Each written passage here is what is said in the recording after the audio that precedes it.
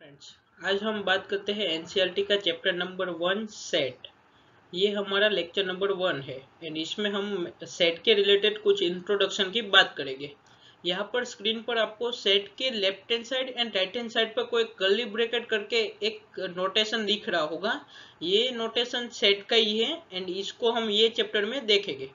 तो सबसे पहले हम देखते हैं कि सेट का यूज कहाँ पर होता है, कौन कौन सी जगह पर हम सेट का यूज कर सकते हैं।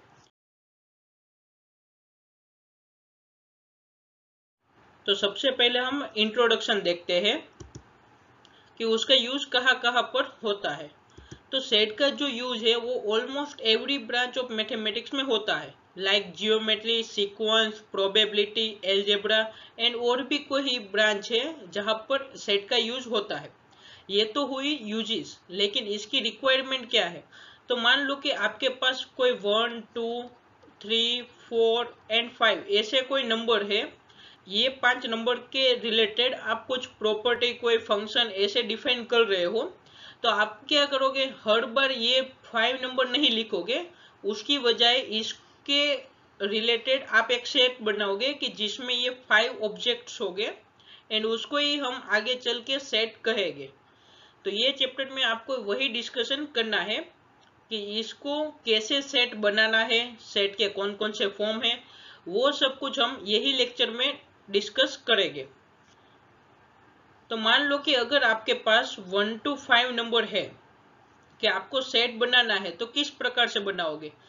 जैसे ही लेडीज लोग अपने ज्वेलरी होती है उसका कुछ कलेक्शन होता है एंड उसको ही हम सेट कहते हैं। तो मैथ्स में भी ऐसा ही कुछ है। यहाँ पर हम एक कलेक्शन को कंसीडर करते हैं जिसमें 1 2 3 4 एंड 5 नंबर है। ये हमारा एक कलेक्शन हो गया। अब इसमें से आपको यही 5 नंबर चाहिए एंड इसके आसपास आप कर्ली ब्रैकेट लगा दोगे तो ये आपका क्या बन गया, सेट बन गया। तो यहाँ पर हम कलेक्शन को ही सेट कहेंगे, लेकिन कलेक्शन में भी कुछ स्पेसिफिक टाइप की प्रॉपर्टी होनी चाहिए, तभी वो आपका सेट बनेगा। अदरवाइज वो सिंपल से कलेक्शन ही रहेगा, वो सेट नहीं बनेगा। अब हम देखते हैं कि सेट एंड उसकी कुछ प्रॉपर्टीज। तो यहाँ पर मैंने कुछ कलेक्शन लिए हैं एंड उसमें देखते हैं कि वो कलेक्शन में क्या सिमिलर है। तो सबसे पहला कलेक्शन है odd natural number less than 10, यानी 10 से छोटे नेचुरल नंबर एंड उसमें भी कौन से, ओड टाइप के। यानी ओड में कौन कौन से आते हैं, जो 2 से डिविजिबल नहीं है वो सारे आपके ओड नंबर है। तो 10 से कम नेचुरल नंबर है, उसमें से आपको ओड नंबर लेने हैं। तो वो क्या हो गए, 1 3 5 7 एंड 9। क्योंकि 1 के बाद जो 2 होगा वो 2 से डिविजिबल है, यानी वो इवन होगा। तो ये ओड वाला जो कलेक्शन हमने ये कलेक्शन लिया है उसमें आएगा नहीं। उसके बाद दूसरा कलेक्शन है द रिवर ऑफ इंडिया। उसके बाद थर्ड कलेक्शन लेते हैं the vowel in the English alphabet, namely AEIOU। हमें पता है कि इंग्लिश अल्फाबेट में ओनली 5 वोवेल्स होते हैं एंड वो क्या होते हैं, AEIOU। उसके बाद है वेरियस काइंड ऑफ ट्राइंगल। उसके बाद है प्राइम फैक्टर ऑफ 210। तो प्राइम फैक्टर क्या बनेंगे 210 के, 2 3 5 एंड 7। ये सब कुछ कैसे आता है वो हम एक्सरसाइज में देखेंगे कि ये सब कुछ कैसे बनता है। तो आप आने वाला नेक्स्ट लेक्चर भी जरूर से देखिएगा। उसके बाद 6 नंबर का कलेक्शन लेता हूं, the solution of the equation x square minus 5x plus 6 equal to 0। तो आपने ये इक्वेशन है उसके सॉल्यूशन क्या होते हैं वो आपने लोअर स्टैंडर्ड में निकाले होंगे कि x square minus 5x plus 6 जो एक क्वाड्रेटिक इक्वेशन है एंड उसके सॉल्यूशन क्या होंगे वो आपको निकालना आता होगा। तो उसकी सॉल्यूशन क्या मिलेगी, 2 एंड 3। तो यहाँ पर आप देखो तो ये जितने भी कलेक्शन लिखे हैं उसके अंदर जो एलिमेंट्स आ रहे हैं, यानी आपका ये कलेक्शन है 1 3 5 7 एंड 9, ये 5 नंबर का कलेक्शन है। उसमें एक स्पेसिफिक टाइप की प्रॉपर्टी सेटिस्फाई हो रही है। कौन सी है कि odd natural number less than 10, यानी अगर कोई नंबर आपका है वो 10 से बड़ा है या फिर नेचुरल नंबर नहीं है या फिर वो इवन नंबर है, तो वो नंबर ये वाले कलेक्शन के अंदर नहीं आएगा। उसके बाद जो सेकंड एग्जांपल था रिवर वाला, उसमें क्या है कि रिवर ऑफ इंडिया यानी इंडिया के अंदर जितनी भी रिवर्स हैं वो ये कलेक्शन के अंदर आएगी। यानी गंगा नदी है जो इंडिया के अंदर आती है, वो हमारा जो रिवर का कलेक्शन है उसमें आएगी। लेकिन अगर आउट ऑफ इंडिया की कोई नदी की बात करो आप, वो इंडिया के अंदर नहीं है, तो वो क्या होगा, ये कलेक्शन के अंदर नहीं आएगा। वैसे ही वोवेल वाला जो कलेक्शन है उसमें क्या है कि हमारे इंग्लिश अल्फाबेट टोटल 26 है, उसमें से 5 आपके है वो वोवेल है, एंड बाकी के जो 21 है वो वोवेल नहीं है यानी कॉन्सोल है। ओनली 5 अल्फाबेट ये कलेक्शन के अंदर आएंगे। उसके बाद वेरियस काइंड ऑफ ट्राइंगल, यहाँ पर भी फिक्स है कि आपको right angle, acute and obtuse 3 he triangle लेने हैं ये वाले कलेक्शन में।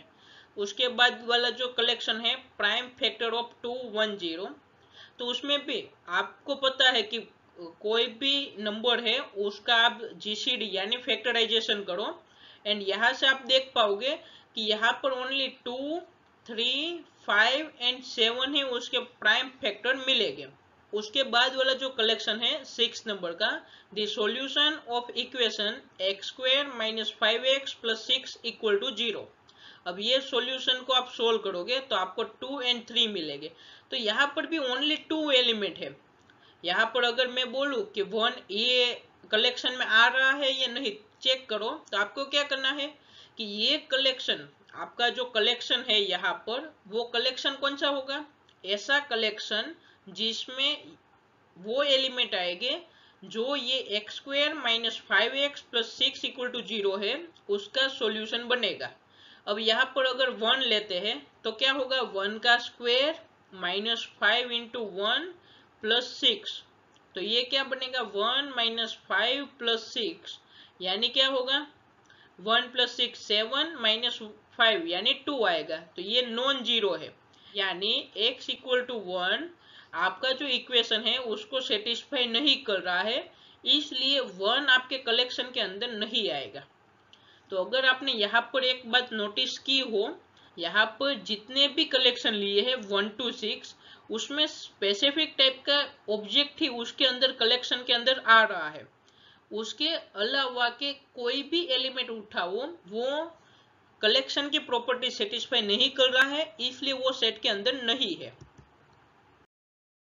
We note that each of the above example is well defined collection of objects, यानी यहाँ पर स्पेसिफिक टाइप का है कि कलेक्शन के अंदर कौन सा एलिमेंट आएगा एंड कौन सा नहीं आएगा, जिसके लिए मैंने सेकंड नोट लिखी है, we can definitely decide whether a given particular object belongs to a given collection or not, यानी हम डिसाइड कर पा रहे हैं कि कोई ऑब्जेक्ट है वो आपके कलेक्शन के अंदर है या नहीं। तो ऐसा जब भी होता है तब वो आपका जो कलेक्शन है वो क्या बन जाता है, सेट। सेट एक अनडिफाइंड टर्म है, लेकिन उसका मीनिंग निकलना हो तो आप निकाल सकते हैं well defined collection of objects. यहाँ पर हमने एक कलेक्शन लिया है कि consider collection of favourite 2 subject. अब अगर कोई स्टूडेंट है तो उसको मैथ्स एंड फिजिक्स अच्छा लगता है, तो उसका जो कलेक्शन होगा वो स्टूडेंट बनाएगा, तो उसके कलेक्शन के अंदर मैथ्स एंड फिजिक्स आएगा। कोई दूसरे स्ट्रीम का है यानी मान लो कॉमर्स स्ट्रीम का है, तो उसको अकाउंट एंड इकोनॉमिक्स ऐसे 2 सब्जेक्ट फेवरेट हो सकते हैं। कोई अदर है तो उसको कोई लैंग्वेज पसंद हो तो वो फेवरेट सब्जेक्ट उसके कलेक्शन में आ सकती है। तो ये स्टूडेंट के ऊपर डिपेंड करेगा कि कौन सा स्टूडेंट ये कलेक्शन बना रहा है। तो ये जो आपका कलेक्शन होगा वो वेल डिफाइंड नहीं होगा। तो ये वाला जो कलेक्शन है, यहाँ पर हमने जो कलेक्शन बनाया है फेवरेट 2 सब्जेक्ट का, वो आपका वेल डिफाइंड कलेक्शन नहीं है। यानी ये आपका कलेक्शन तो बनेगा, ये आपका कलेक्शन है लेकिन वेल डिफाइंड नहीं है। यानी आप इसमें ये कलेक्शन में डिसाइड नहीं कर पाओगे कि कौन सा एलिमेंट यानी कौन सा सब्जेक्ट ये कलेक्शन के अंदर आएगा एंड कौन सा सब्जेक्ट ये कलेक्शन के अंदर नहीं होगा। तो हम सेट को क्या कहेंगे? Set is a well defined collection of object, यानी कोई कलेक्शन है ऑब्जेक्ट्स का, वो अगर वेल डिफाइन हो जाता है तब हम उसको सेट कहेंगे, अदरवाइज वो सिंपली कलेक्शन ही रहेगा। नेक्स्ट है नोटेशन। तो जैसे ही मैंने स्टार्टिंग में बताया था कि ये आप कर्ली ब्रैकेट के अंदर लिखते हो कुछ भी, तो वो आपका किसका नोटेशन बन जाता है? सेट का। तो जैसे हमने फर्स्ट एग्जांपल आगे देखा कि odd natural number less than 10, यानी उसमें क्या आ रहा था? वो कलेक्शन में 1, 3, 5, 7 एंड 9। एंड इसको अगर आपको सेट में लिखना है, ये आपका कलेक्शन हो गया, लेकिन ये सेट में लिखना है तो आप कैसे लिखोगे? इस प्रकार से। ये आपका बन गया set. 1 to 5 natural number, that is 1, 2, 3, 4 and 5। ये 5 आपके 1 to 5 नेचुरल नंबर है, ये आपका कलेक्शन है, लेकिन इसको अगर सेट में लिखना है तो आप कैसे लिखोगे? 1, 2, 3, 4 एंड 5। तो ये आपका बन गया सेट। तो आप इस प्रकार से लिख सकते हो, कर्ली ब्रैकेट के अंदर जितने भी ऑब्जेक्ट्स हैं वो आ जाएंगे। यहाँ पर ऑर्डर इममटीरियल है, यानी इसको अगर आपने ऐसे लिखा कि 2, 3, 1, 4, 5, तो मैंने क्या किया है कि यहाँ पर 2 है, वो 2 तो आ रहा है, 1 है, 1 भी आ रहा है, 3 है, 3 भी आ रहा है, 4, 4 है, 5 एंड 5 भी है। तो दोनों में सेम ही एलिमेंट है, लेकिन मैंने सिर्फ ऑर्डर चेंज करके लिखा है, तब भी ये दोनों कलेक्शन सेम ही रहेंगे। अगर आप कोई भी ऑब्जेक्ट है वो 2 बार अंदर लिखते हो सेट के अंदर, यानी कुछ इस प्रकार से, मान लो कि 1, 2, 3, 1, 4, 1, 2, 5। तो यहाँ पर आप देखो तो 1 टोटल 1, 2, 3 बार रिपीट हो रहा है। फिर भी आपको लिखना तो एक ही बार है, क्योंकि आप सेट में इसको 2 बार लिखो, 5 बार लिखो या 10 बार लिखो, उसका मीनिंग सेम ही रहेगा। तो ये 1 3 बार है, लेकिन वो एक ही बार 1 के बराबर होगा। उसके बाद 2 है, वो टोटल 2 टाइम्स है, तो 2 एक बार, अब 3 तो एक ही बार है, वैसे 4 एंड 5 भी एक ही बार है। तो ये कलेक्शन एंड आपका पुराना वाला जो कलेक्शन था, ये दोनों कलेक्शन सेम ही है। तो यहाँ पर जो आपके 1, 2, 3, 4 एंड 5, यानी ये जो ऑब्जेक्ट्स है ये अंदर, उसको हम एलिमेंट भी कहते हैं, ऑब्जेक्ट्स भी कह सकते हैं, या फिर मेंबर ऑफ सेट भी कहेंगे। यानी आप उसको एलिमेंट ऑफ सेट कहो, ऑब्जेक्ट ऑफ सेट कहो, या फिर मेंबर ऑफ सेट कहो, तीनों एक ही मीनिंग है। नेक्स्ट है sets are usually denoted by capital letter A, B, C, X, Y, Z etcetera. यानी सेट को हम कैपिटल लेटर से डिनोट करेंगे, जबकि जो आपके एलिमेंट्स यानी मेंबर ऑफ सेट है उसको हम small letter A, B, C, X, Y, Z, यानी अगर आपको कोई सेट को डिनोट करना है तो आप कैपिटल लेटर का यूज करोगे।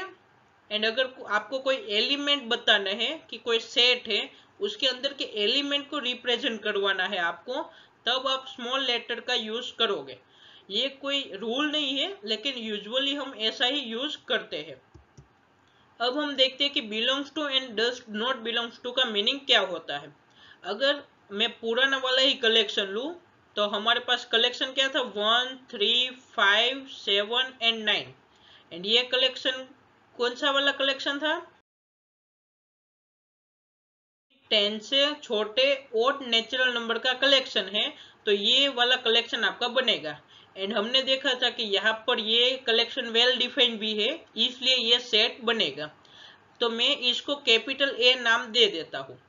अगर आपको ऐसे लिखना है कि 1 आपका जो कलेक्शन है उसके अंदर आ रहा है, तो आप पूरा क्या लिखोगे कि 1 is in the collection of all odd natural number less than 10। या फिर आप ऐसा लिख सकते हो कि 1 इन द ए। यहाँ पर ए क्या है वो स्पेसिफिक बताना है, तो आप ऐसा भी लिख सकते हो element 1 is in the set ए। तो ये बहुत बड़ा स्टेटमेंट हो जाएगा। तो हर बार उसको हम नोटेशन की मदद से लिखेंगे कि अगर आपका कोई एलिमेंट 1 है तो वो आपके सेट ए के अंदर आ रहा है, तब आप लिखोगे यहाँ पर बिलोंग्स टू। यहाँ पर आप 5 है वो भी ए के अंदर आ रहा है, तो आप ऐसे लिखोगे 5 बिलोंग्स टू ए। अगर कोई एलिमेंट है जो इसके अंदर नहीं आ रहा है, मान लो कि मैं 2 लेता हूं, तो 2 ऑब्वियसली आपका इवन नंबर है, इसलिए ये कलेक्शन के अंदर नहीं आएगा। तो 2 है एंड यहाँ पर कलेक्शन ए है, तो 2 कलेक्शन ए का मेंबर नहीं है। यहाँ पर हम सेट ए भी बोल सकते हैं कि 2 सेट ए का मेंबर नहीं है, तो उसके लिए क्या नोटेशन होगा, ए से। आपको सिंपल से बिलोंग्स टू की साइन ये बनानी है एंड उसके ऊपर लाइन ड्रॉ कर देनी है। तो इसका मीनिंग क्या हुआ कि लेफ्ट हैंड साइड पर जो एलिमेंट है वो आपके राइट हैंड साइड वाले सेट में नहीं है। और यहाँ पर इसका मीनिंग क्या हुआ कि लेफ्ट हैंड साइड पर जो एलिमेंट 5 है वो आपके सेट ए के अंदर आ रहा है। तो यहाँ पर बिलोंग्स टू में हमेशा ध्यान रखना है, जो बिलोंग्स टू या फिर डज नॉट बिलोंग्स टू होगा उसके लेफ्ट हैंड साइड पर वो एलिमेंट होगा एंड राइट हैंड साइड पर आपका क्या होगा, सेट या फिर कलेक्शन होगा। तो लेफ्ट हैंड साइड पर एलिमेंट होगा एंड राइट हैंड साइड पर एक सेट होगा। हम एक और नोटेशन देखेंगे कि जहां पर दोनों साइड सेट होंगे, लेकिन उसकी बात हम आगे आने वाले लेक्चर में करेंगे। नेक्स्ट हमारा टॉपिक है method of representing a set. अब हमने सेट तो देख लिया कि सेट कौन सा कलेक्शन सेट बन रहा है एंड कौन सा कलेक्शन सेट नहीं बन रहा है। अगर आपको समझ में नहीं आया है अभी तक कि कौन सा कलेक्शन सेट बनता है एंड कौन सा कलेक्शन सेट नहीं बनता है, तो आप शुरुआत का आगे वाला वीडियो भी देख सकते हो। अगर फिर भी समझ में नहीं आता है तो आप नेक्स्ट लेक्चर में जब हम एक्सरसाइज करेंगे तब क्वेश्चन भी देखेंगे, तो आप वो वीडियो देख लेना, तो आपको क्लियरली समझ में आ जाएगा। अब हम देखते हैं method of representing a set. अगर आपके पास सेट है उसको रिप्रेजेंट करना है तो उसकी कौन कौन सी मेथड है उसकी बात करेंगे। तो सबसे पहला फॉर्म है रोस्टर और टेब्यूलर फॉर्म। उसके नाम से ही पता चल जाता है कि ये एलिमेंट्स आपके सेट के अंदर आ रहा है एंड ये एलिमेंट सेट के अंदर नहीं है।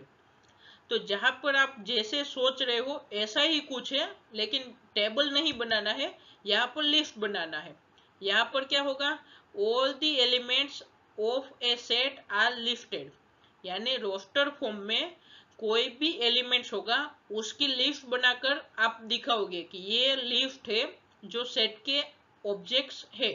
जैसे ही मैं एग्जांपल लूं कि अगर आपके पास कोई सेट ए है और हमने आगे जो कलेक्शन लिया था वो कलेक्शन क्या था, 1 3 5 7 9, तो ये एक्चुअली आपका किसका कलेक्शन था, odd natural number less than 10।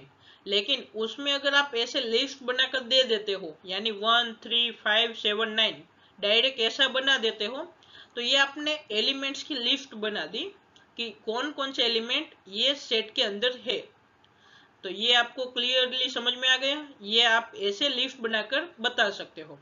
मैं एक दूसरा कलेक्शन भी लेता हूँ जिसके अंदर मैं वाटर बॉटल के कलर लिखता हूँ।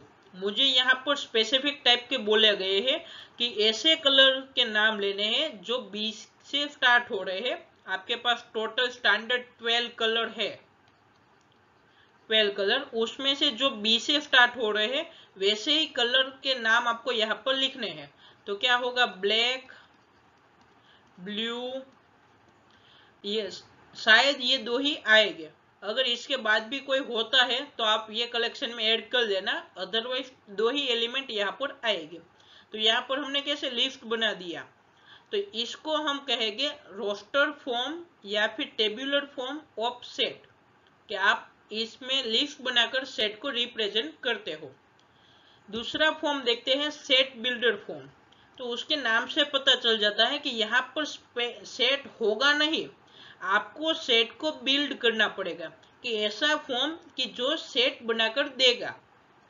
तो उसकी डेफिनेशन देखते हैं, all the elements of a set possess a single common property which is not possessed by any element outside the set।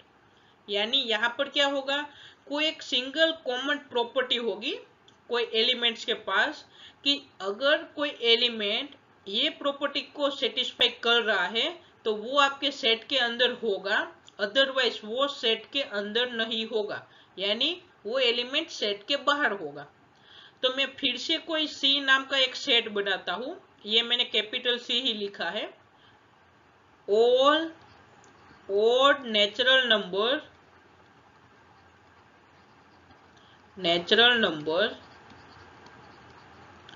less than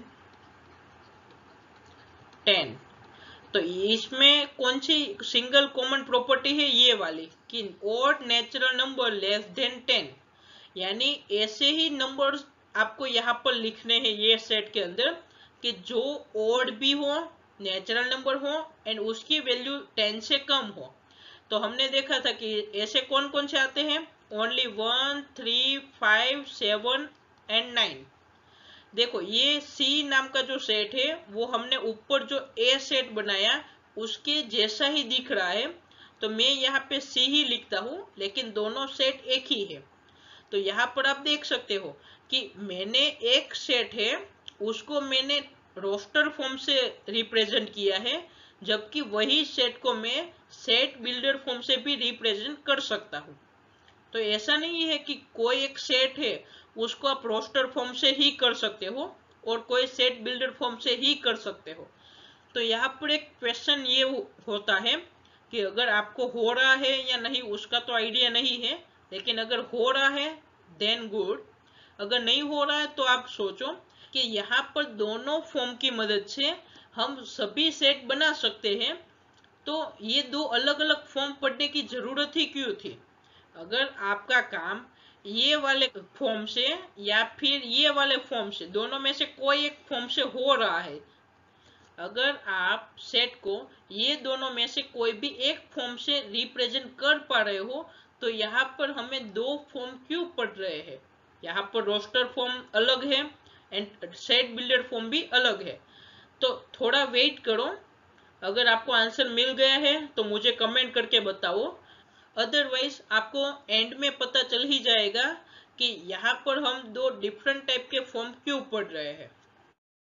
maths में कुछ स्पेसिफिक टाइप के जो सेट है जिसका नाम एंड उसका नोटेशन फिक्स कर दिया गया है कि जब भी अगर आप वो नोटेशन का यूज करो तब आपको समझना है कि ये सेट कौन सा है। तो जल्दी से हम वो सेट देख लेते हैं कि वो सेट कौन कौन से है एंड उसके अंदर कौन कौन से एलिमेंट आते हैं एंड वो सेट का नोटेशन क्या है एंड सेट को कौन से नाम से याद रखना है। तो सबसे पहला सेट है the set of all natural number. इसमें कौन कौन से एलिमेंट्स आएंगे, ओनली 1, 2, 3, 4, 5, 6 एंड एक्सेट्रा। यहाँ पर 7, 8, 9, 10 वैसे ही 1000, 10,000, 1 लाख वो सारे नंबर इसके अंदर है, लेकिन यहाँ पर जीरो नहीं है एंड नेगेटिव भी नहीं है। अगर आप जीरो एंड नेगेटिव नंबर इसमें डाल देते हो तो वो सेट आपका बन जाएगा जेड एंड उसको हम कहते हैं सेट ऑफ ऑल इंटीजर्स। इसमें कौन कौन से एलिमेंट आते हैं, यहाँ से 1, 2, 3 यानी पॉजिटिव नंबर्स तो है ही, उसके साथ साथ zero and negative number -1, -2 and etcetera भी है इसके अंदर। उसके बाद है Q, set of all rational number. तो यहाँ पर ऐसे सारे एलिमेंट लिखने हैं कि जो p/q फॉर्म में हो, जहां पर p and q are integers and यहाँ पर जो q है वो आपका नॉन जीरो होना चाहिए। तो ऐसे जो कलेक्शन होगा एंड वो आपका सेट बनेगा, उसको हम कहेंगे set of all rational number and वो सेट का नोटेशन है q। उसके बाद है R, the set of real number, यानी अब तक आपने जितने भी नंबर पढ़े हैं वो सारे नंबर इसमें आ जाते हैं, चाहे वो इरेशनल हो वो रेशनल हो, वो दोनों का यूनियन करके ही ये सेट बना है। उसको हम कहते हैं set of all real number. यहाँ पर अगर बीच में आपको जीरो वाला शिफ्ट चाहिए तो उसको हम कहेंगे W, एंड वो होगा the set of all whole numbers, कि जिसमें नेचुरल नंबर सारे हो गए, उसके साथ साथ जीरो एक आएगा, 0 1 2 3 4 5 6 एक्सेट्रा। तो यहाँ पर अगर आप नेचुरल नंबर में सिर्फ जीरो डाल देते हो तब वो आपका सेट बन जाएगा होल नंबर। अगर होल नंबर में नेगेटिव्स भी डाल देते हो तब वो बन जाएगा आपका इंटीजर। अगर उसमें आप फ्रैक्शन वाले डाल देते हो तब वो आपका बन जाएगा set of rational number, and उसका नोटेशन है Q। एंड अगर रेशनल नंबर में आप इरेशनल नंबर भी डाल दो तो वो आपका बन जाएगा रियल नंबर। कोई कोई बार हमें सिर्फ पॉजिटिव वैल्यू ही चाहिए होती है, तो उसके लिए Z प्लस का यूज किया गया है कि आपको Z लिखना है एंड उसके टॉप कॉर्नर में प्लस की साइन लगानी है। तो वो क्या इंडिकेट करता है, तो दी सेट ऑफ पॉजिटिव इंटीजर। अगर मैं फिर से आपको इंटीजर वाला सेट है वो दिखा दूं तो उसमें ये एलिमेंट्स थे, उसमें से आपको ओनली पॉजिटिव लेने हैं। तो कौन से वाले आएंगे, ये 1 से राइट हैंड साइड वाले सारे आएंगे। तो ये कलेक्शन है वो सेट बनेगा एंड उसमें हो गए 1 2 3 4 5 6 एक्सेट्रा। एंड ये किसके इक्वल है, the set of all natural number, n के इक्वल है। उसके बाद है Q प्लस, यानी इसमें भी क्या करना है, Q किसके लिए था, रेशनल नंबर के लिए, एंड उसमें सिंपल से आपको प्लस की साइन लगाई तो वो क्या इंडिकेट करता है, the set of all positive rational number, यानी जो आपके P/Q फॉर्म का था उसमें से जो इंटीजर्स था उसकी जगह पर आएगा ओनली नेचुरल नंबर, यानी इसमें जो कलेक्शन है वो आपका बनेगा P/Q such that P and Q are natural number. And natural number का जो कलेक्शन है उसमें तो जीरो है ही नहीं, तो हमें denominator does not equal to zero लिखने की जरूरत नहीं है। उसके बाद है R plus, the set of all positive real number. तो यहाँ पर भी आपको सिर्फ पॉजिटिव, आपके पास जो रियल नंबर है उसमें पॉजिटिव वाले रियल नंबर का ही कलेक्शन लेना है। तो इतना आप समझ गए होंगे। अब मैंने एक क्वेश्चन पूछा था, वो क्वेश्चन क्या था कि अगर आपके पास कोई सेट है उसको आप रोस्टर फॉर्म यानी टेब्यूलर फॉर्म से भी बता सकते हो एंड उसको आप सेट बिल्डर फॉर्म से भी बता सकते हो, तो दोनों अलग अलग फॉर्म लिखने की जरूरत क्यों है।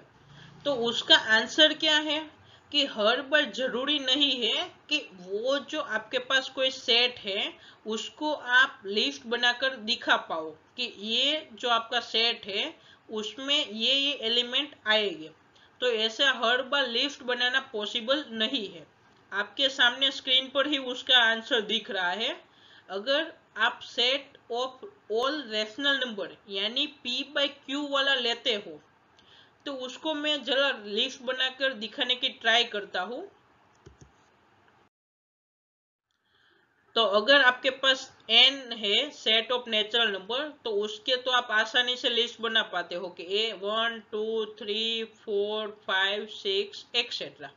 लेकिन अगर आपके पास रेशनल नंबर q है तो उसमें कैसे नंबर आते हैं, ऐसे एक्स आएंगे जिसको आप P/Q के फॉर्म में लिख पाओ, सच date P and Q are integers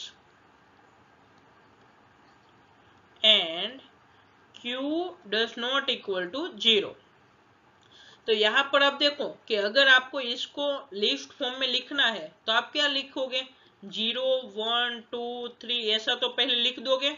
उसके बाद क्या होगा, 0 के डिवाइड में 1 वाले, उसके बाद 0 के डिवाइड में 2, तो ये दोनों 0 के इक्वल हो जाएंगे, तो उसको मैं नहीं लिखता हूं। अगर मैं 1 से चालू करूं तो 1 के डिवाइड में 1, तो ये भी आ गया, तो 1 के डिवाइड में 2, 1 के डिवाइड में 3, 1 के डिवाइड में 4, ऐसे ही सब कुछ जाएगा। उसके बाद 2 के डिवाइड में 1, तो वो भी आ गया है, 2 के डिवाइड में 2 भी आ गया, तो 2 के डिवाइड में 3 से चालू करेंगे, 2 डिवाइड 4, 2 डिवाइड 5 एक्सेट्रा। तो ये आपको यहाँ पर लिस्ट बनाना पॉसिबल नहीं है, यहाँ पर इनफाइनाइटली मेनी एलिमेंट्स आएंगे, क्योंकि आपको पता है कि कोई भी दो नंबर लो 0 एंड 1 एंड ये दोनों के बीच में आप infinitely many rational number find कर सकते हो। तो यहाँ पर आप रोस्टर फॉर्म से क्यू को रिप्रेजेंट नहीं कर सकते, इसलिए ही ये आपका जो सेट बिल्डर फॉर्म है उसका यूज होता है। तो आई होप आपको आंसर मिल गया होगा। अगर फिर भी कोई डाउट है तो आप मुझे कमेंट करके या फिर मेरी मेल आईडी पर मेल करके मुझे पूछ सकते हो। मेरी मेल आईडी नीचे डिस्क्रिप्शन बॉक्स में आपको मिल जाएगी। तो आज हमने देखा कि सेट किसको कहते हैं, कि सेट किसको कहेंगे, well defined collection of objects, well defined collection of objects उसको हम सेट कहेंगे। यानी सारे कलेक्शन हैं वो आपके सेट बने ऐसा जरूरी नहीं है। उसका भी हमने एग्जांपल देखा था कि कोई स्टूडेंट है, उसके जो फेवरेट 2 सब्जेक्ट है उसका कलेक्शन बना दो। उसके बाद हमने देखा कि अगर आपके पास कोई सेट है उसको आप ऐसे कर्ली ब्रैकेट से डिनोट करोगे। यानी अगर आपके पास कोई कलेक्शन है 1, 10, 100 एंड 1000, ये 4 मेंबर आपके पास है एंड उसको आप ऐसे कर्ली ब्रैकेट में लिखोगे तो ये कलेक्शन आपका सेट बन जाएगा। एंड सेट को हमेशा कैपिटल लेटर से ही डिनोट किया जाता है, जबकि उसके जो एलिमेंट्स है ये जो 1, 10, 100 एंड 1000 ये उसके क्या है, ऑब्जेक्ट्स आप कह सकते हो, उसको एलिमेंट्स कह सकते हो या फिर इसको मेंबर भी कह सकते हो। तो ये 3 उसके नाम है। उसके बाद हमने देखा था कि अगर कोई मेंबर सेट के अंदर है तब आप कहोगे कि 1 बिलोंग्स टू ए। यहाँ पर आप देखो तो आपका जो 1 है वो सेट ए के अंदर आ रहा है, तो इसलिए हम यूज करेंगे 1 belongs to A. And clearly यहाँ पर जो 50 है वो सेट ए के अंदर नहीं दिख रहा है, तो 50 डज नॉट बिलोंग्स टू ए होगा। तो इसका मीनिंग क्या हुआ कि 50 आपके सेट ए के अंदर नहीं है। यहाँ पर आपको याद रखना है कि लेफ्ट हैंड साइड पर हमेशा ऑब्जेक्ट या फिर एलिमेंट होगा एंड राइट हैंड साइड पर सेट या फिर कलेक्शन होगा। उसके बाद हमने देखा था 2 method for representing a set. तो पहली मेथड थी वो थी रोस्टर फॉर्म और टेब्यूलर फॉर्म। तो उसके लिए मैं एक एग्जांपल लूं कि अगर मैं ए है वो ऐसा लेता हूं 3, 6, 9 एंड 12। तो आप यहाँ पर क्लियरली देख रहे हो कि जो सेट ए के अंदर कौन कौन से एलिमेंट हैं, 3, 6, 9 एंड 12 ओनली। तो यहाँ पर मैंने लिस्ट बना दिया कि कौन कौन से एलिमेंट सेट ए के अंदर है। तो ये आपका हो गया रोस्टर फॉर्म। उसके बाद हमने देखा था दूसरा फॉर्म था set builder form, set builder form. यानी यहाँ पर हम कोई डेफिनेशन की मदद से सेट को बिल्ड करेंगे। तो उसका एग्जांपल लूं, ऊपर वाला जो सेट है वही बनाने की मैं ट्राई करता हूं। यहाँ पर आप लिख सकते हो कि ऐसे एक्स जो x is equal to 3n होगा एंड यहाँ पर n की वैल्यू होगी 1, 2, 3 एंड 4। तो आप यहाँ पर देखो कि अगर मैं n की वैल्यू 1 लूंगा तो मुझे क्या मिलेगा, x 3 इंटू 1 यानी 3, तो 3 आएगा। अब n की वैल्यू में 2 लेता हूं तो क्या होगा, x की वैल्यू क्या मिलेगी, 3 इंटू 2 यानी 6, तो 6 आएगा। उसके बाद अगर मैं n की वैल्यू 3 लेता हूं तो मुझे x की वैल्यू 9 मिलेगी एंड अगर मैं n की वैल्यू 4 लेता हूं तो मुझे x की वैल्यू 12 मिलेगी। अब यहाँ पर n के लिए हमारे पास टोटल 4 चॉइस ही अवेलेबल थी, तो हमें 4 एलिमेंट मिलेंगे। तो ये आपका हो गया सेट बी। तो यहाँ से आप सेट बिल्डर फॉर्म से ऐसे लिखकर आप सेट को बना सकते हो। तो आई होप इतना आपको समझ में आ गया होगा। अगर आपको कुछ भी डाउट होता है तो आप मुझे कमेंट या फिर मेल करके मुझे पूछ सकते हो। मेरी मेल आईडी नीचे डिस्क्रिप्शन बॉक्स में आपको मिल जाएगी। Thank you. अगर आपको ये वीडियो पसंद आया है तो लाइक कीजिए एंड अपने दोस्तों के साथ शेयर करना मत भूलिए एंड सब्सक्राइब भी कीजिए एंड उसके पास में जो बेल बटन है वो भी प्रेस कर दीजिए ताकि आने वाले वीडियो की नोटिफिकेशन आपको मिलती रहे। Dikshit Patel from let's learn. Thank you.